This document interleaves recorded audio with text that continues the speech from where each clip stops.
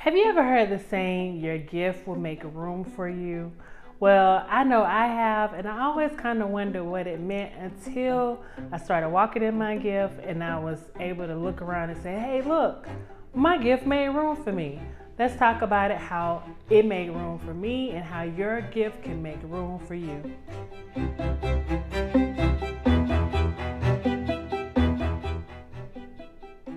Hi and welcome to my channel. My name is Deanna and this is Let's Get Wealthy Together. Today we're talking about gifts, our gifts, the things that we have within us that make us who we are and how those gifts make us great and how they make room for us in this world. So you may be asking, what is a gift? How does it apply to me? What are some things that I can do to try to find what my gift is?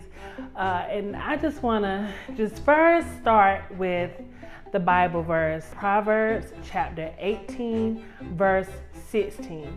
This is a paraphrase, but I'll post the real one, but it basically says, your gift will make room for you and bring you into the room with great men / women.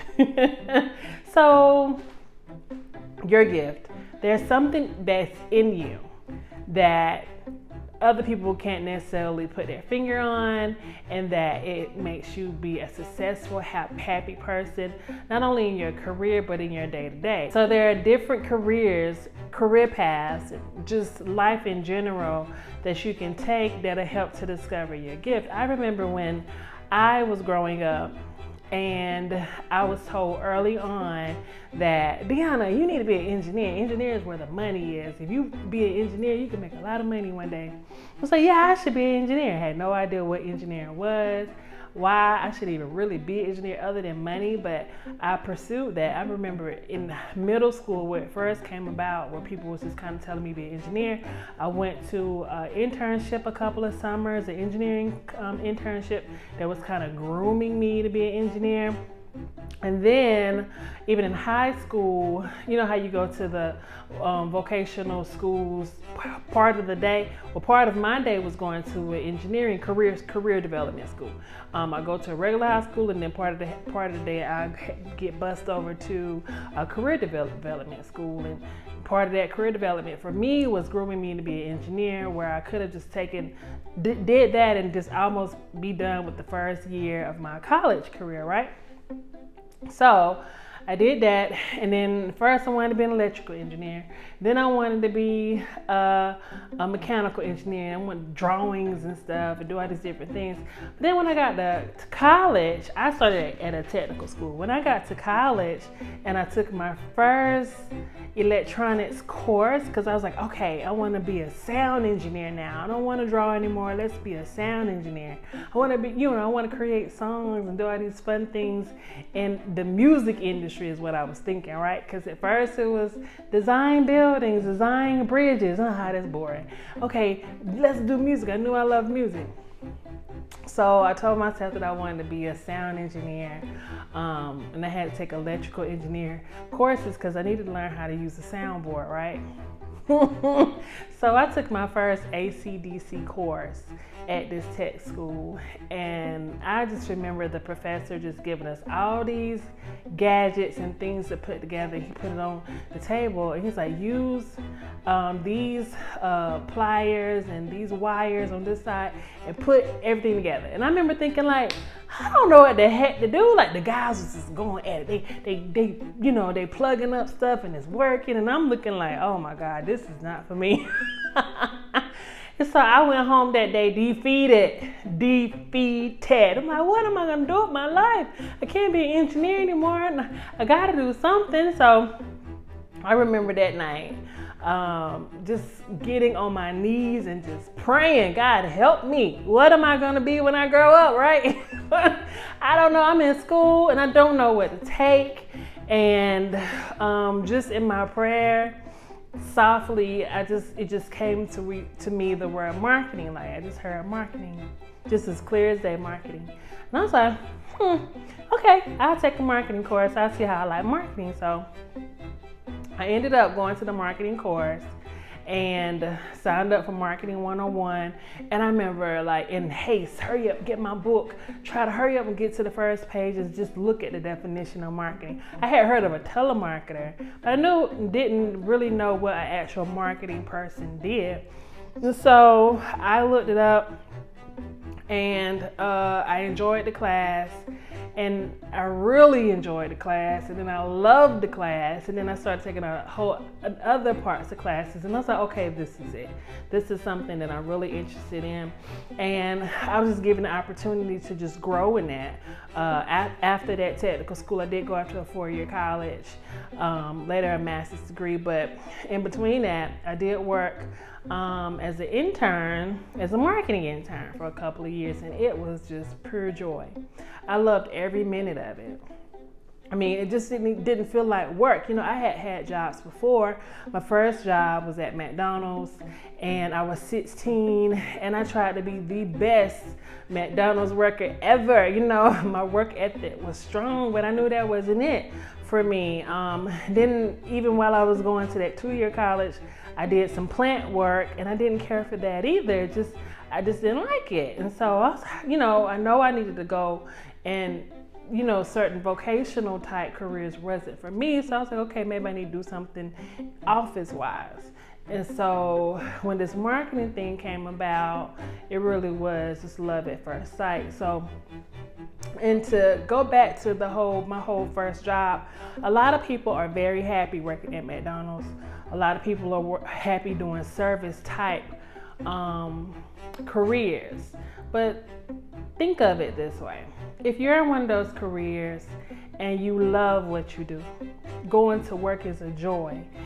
Serving people is a joy. Having great customer service skills, handing things to them. We've seen these people before, and some of them are not putting on an act. They really do enjoy what they do. They're giving you your food. Have a great day. Thank you for coming here. We welcome you again tomorrow. Just whatever it is. Some people are just gifted in service, and those people will likely use something like a McDonald's or anything service oriented as a beginning, but as they grow in that business, somebody's going to take notice of them and put them just elevate their career. Maybe they'll be the manager, maybe they'll be offered an actual McDonald's store.